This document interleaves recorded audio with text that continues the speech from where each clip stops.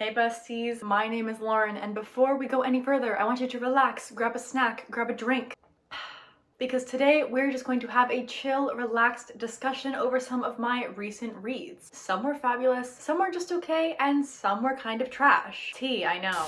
I have had quite the sucky year for reading, as it is mid-June right now and I have only read 10 books. And I know for some people 10 books in 6 months is a great accomplished goal, and for that I am very proud of you, but just compared to myself in previous years, I am kind of slacking when thinking of it that way and just not really achieving the goals I've set for myself. And because of that, I have not really done a wrap-up video since like August or September of 2020. But you know what? We're here right now. We're going to talk about the books I have read and focus on the positive. So without further ado, let's just get to discussing. This video will not contain any spoilers for the books I'm going to be going into, so if you have not read any, do not even worry about it. It's going to be just a brief overview of all of them, so nothing to worry about. And I'm also going to be talking about them in chronological order. Quick coffee break. Starting off with book number 1 that I read this year being The Perfect Escape, which I read via audiobook. Honestly, this book is not super great for starting the video off with, but it is the first book I read, so whatever, we're gonna move past it. I rated it a 3 out of 5 stars because it was pretty solid and entertaining while reading. However, I really wouldn't go out of my way to recommend it to anyone, nor reread it myself. I honestly don't remember too much, and that's kind of my first sign, but it is a contemporary romance of 2 people we follow that both work part-time at a zombie escape room, and we end up following them being partners at this like survival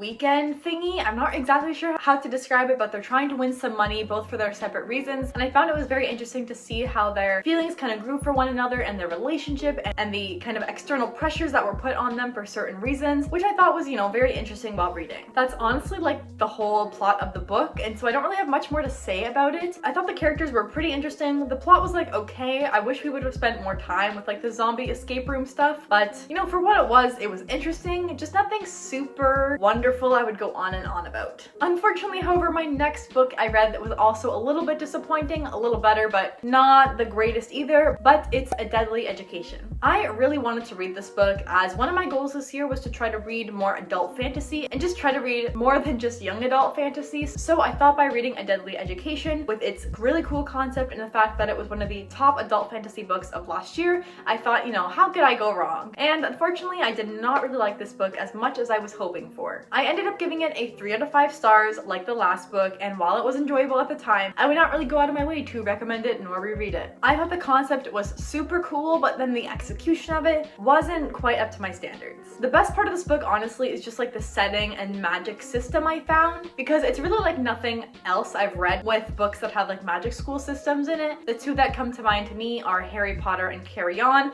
and that's kind of a very like normal school, but they also teach magic there is kind of how I look at it. This school, however, is very, very different. Students come from all over the world to basically learn more about their magic, train, and most importantly, help themselves secure a safe future post-graduation. This school is like all student run, I'm pretty sure. There are monsters like in the school that you have to like fight to like stay alive to make sure you don't die while getting your education. And this year more than ever, students really need to be careful if they aim to graduate alive, for certain reasons I won't really get into. The concept of this book and like the setting of this book was just so interesting to me, and while there were a couple of different like twists and turns throughout the story, and especially one at the end, to me this book was very plot based, and as a character driven reader it wasn't necessarily something for me. In this book as well, there's a specific passage that got called out, and the author has since apologized for it and will be removing that section for future prints of the book, but you know, just having that whole discussion going on while I was reading obviously would hinder my reading experience. I'm not going to talk about it just because it's not my apology to accept, but if you are interested in reading more about it, I would highly encourage you to do so. Overall, I would not recommend this book. The concept was there, but just not enough for me to really enjoy it. And now we need some positivity, because those 2 books were not that great, and now we're gonna get into 3 books that I absolutely loved so much. Book 3, 4, and 5 are all a part of the same series, being none other than Sarah J. Maas's A Court of Thorns and Roses series, which is now one of my new favorite series, just of all time. Specifically, I read A Court of Wings and Ruin for the first time, A Court of Frost and Starlight for the first time, and the newest book, A Court of Silver Flames, obviously for the first time as well. I read the first book and second book last summer, and obviously if I wanted to read the new book coming out, I had to continue reading the series, and I just had such a fun, wonderful time while reading those books. I gave them all 5 out of 5 stars and would highly recommend you pick up the series. Personally, I didn't like the Throne of Glass series, which is also written by Sarah J. Maas, and I gave it a fair chance. I read like 4.5 books. It's just not for me. The ACOWAR series I just feel is so much better in like every single way. I'm kind of obsessed. So for me, at least, I gave all of the books in the series 5 out of 5 stars, except for the first book, which I kind of at first gave a 3.5 out of 5 stars, but then now gave it a 4. But it is the weakest book I find of the whole series. Basically, it is a very loosely based Beauty and the Beast retelling where we follow Feyre, who is a mortal, and in this world there are mortals and fairies or fae, and basically the fairies are very similar to humans, but they're like enhanced in every single way. They're stronger, they live longer, etc, etc. Some of them have like magical powers and things like that. And one day Feyre is hunting in the forest trying to feed her family, and she accidentally kills a fairy, and so she now must in turn kind of give a life for a life, but she doesn't die. She goes to live with the fairies, specifically one named Tamlin, who is the High Lord of the Spring Court. And there may be some budding romance between the two. There may be some political underlying tensions and other things, some really cool characters we meet, and some really cool like events that just happen throughout the story that really make for an interesting read. And if you can even like the first book, I promise you the rest of the series will just be like infinitely better. This series has some of my all-time favorite characters, has my all-time favorite setting. The romance is wonderful, everything is just so entertaining, and I am just personally obsessed, in case you couldn't tell. I loved the new book as well. I thought it was just so fun to read. There was so much tension, and I love how everything happened from beginning to end. I wish the book almost was a little longer so the ending wasn't as rushed, but overall I had a great experience reading it. I had so much fun, and that's honestly something that's really important when reading. It doesn't matter if the book is like critically good. Did you have a good time reading it? Yes? Then that's all that matters. Anyways, moving on to book number 6 I read this year, being a reread of mine, and it's a book I actually hadn't read in like 5-6 years, being none other than Divergent by Veronica Roth. And if this reread isn't the definition of disappointing, I don't know what is. I gave this book a 1 out of 5 stars because truly it just sucked. In case you are not aware of what Divergent is about, it essentially takes place in this futuristic society where people are divided into 5 factions to help keep the peace. Each faction kind of representing a different value. There's Abnegation, which represents selflessness, Amity, which represents peace, Candor, which represents honesty, Dauntless, which represents bravery, and Erudite, which represents intelligence. And essentially you are in the faction your family is in, and then once you turn 16, you can now choose the faction you think best fits with you. And to help aid all the 16-year-olds in the society, they take an aptitude test the day before to kind of give them the most optimal match for them, but at the end of the day, the choice is theirs. And we follow Triss Pryor, who is born into the Abnegation Selfless faction, and when she takes her aptitude test the day before the choosing ceremony, her test results are inconclusive, meaning that she is divergent, meaning that she can fit into more than one faction. And in this society that is very dangerous, and we follow her journey and what she goes through and what that really means. And the book was bad. Point blank.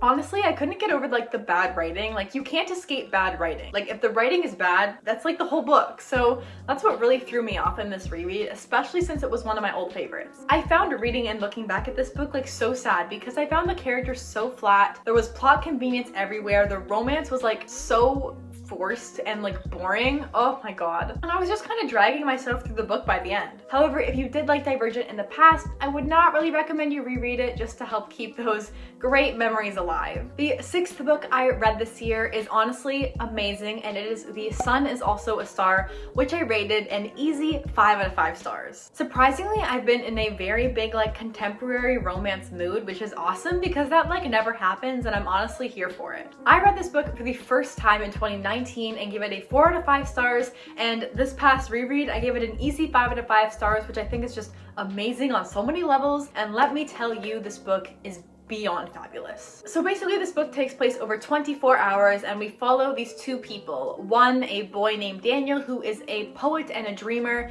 and a girl named Natasha, who is a firm believer in science and facts. And for whatever reason, they end up meeting each other on the streets of what I think is New York. Basically, Daniel asks Natasha if scientifically he can prove to her that she can fall in love with him over the course of one day. And she says in return, you have 1 hour. And so we follow them over the course of this one day, and oh my god, it's so great. The writing, magical. Honestly, the only thing I can compare it to is like Addie LaRue. It's not written like Addie LaRue, but for some reason the writing just gives me like similar amazing vibes. The characters are so fun. I love reading about both of them so much. The multiple point of views we follow are so interesting and helps take the story to just another level, which I loved. And the characters were great. The romance was beautiful. I honestly loved it so much. And this book was great. I read it in one day, which just shows you like how much I was enjoying it. And it was an easy 5 out of 5 stars. Like it was just so good. So I have to like highly recommend it, of course. I would highly recommend it,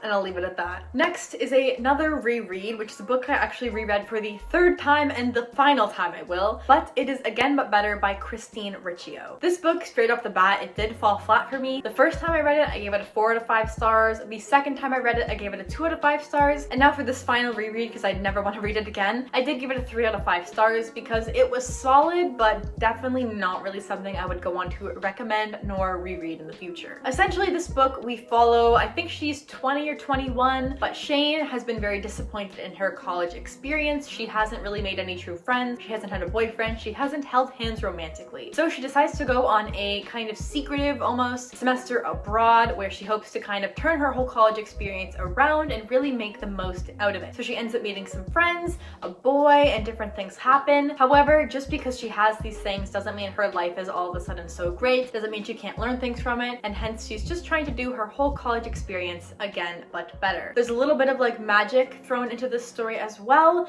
and if you know the quote like enjoy the journey not the destination or something, I honestly liked the destination where this book ended, but not the journey. I don't think the journey was worth it to get to that destination, so for that reason I simply would not recommend it. And speaking of, I originally reread this book to kind of build myself some hype for Christine's new book called Better Together, and I'm happy to say that that book was better than Again But Better. And we'll just jump right into that. My 9th read was Better Together by Christine Riccio, which I gave a 3.5 out of 5 stars. Now, I was a little bit worried going into Better Together because of the negative reviews I'd kind of been seeing about this book, but I am pretty happy with how I enjoyed it, and I do think Better Together is better than Again But Better. This book is often described as Freaky Friday meets The Parent Trap, except in this case, the girls are 18 and 20 years old, and if you know the story of The Parent Trap, they are trying to bring their parents together to ask them some questions. The parents have also had a very messy divorce for certain reasons, which I won't get into for spoiler reasons. I thought it was a really good read, and I thought it was pretty entertaining for a lot of the book. I actually have a full video where you can hear all of my thoughts up here, so I will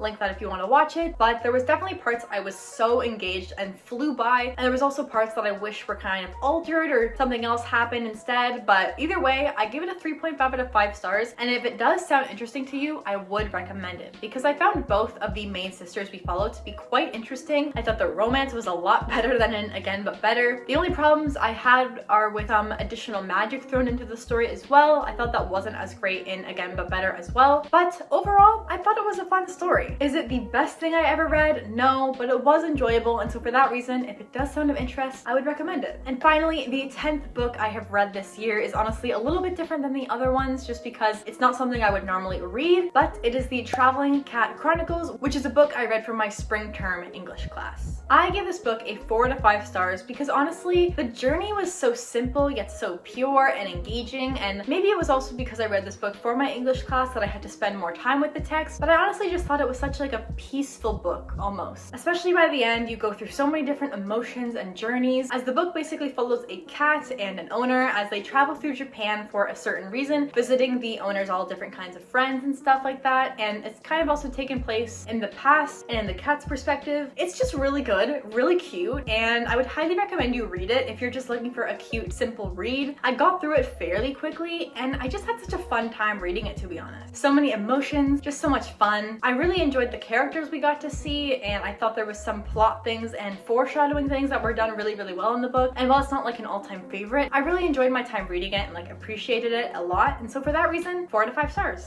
Anyways, that is all for these 10 books I have read thus far in the year, and I hope you enjoyed hearing me talk about them in this like chill, casual chatting setting, and I hope you just had a fun, relaxing time. If you did enjoy this video, be sure to give it a thumbs up, and please comment down below any of your thoughts on the books I mentioned, if you agree, disagree, if you like them, if you didn't, all of that, because I would love to chat and hear all of your opinions. I plan to do a wrap-up video every 10 books, so it might be a little bit while until you see a new wrap-up video from me, but overall, I hope you all enjoyed this one, and I hope to do more in the near future. Anyways, have fun, stay safe. I will see you all very soon in my next video. So until then, bye.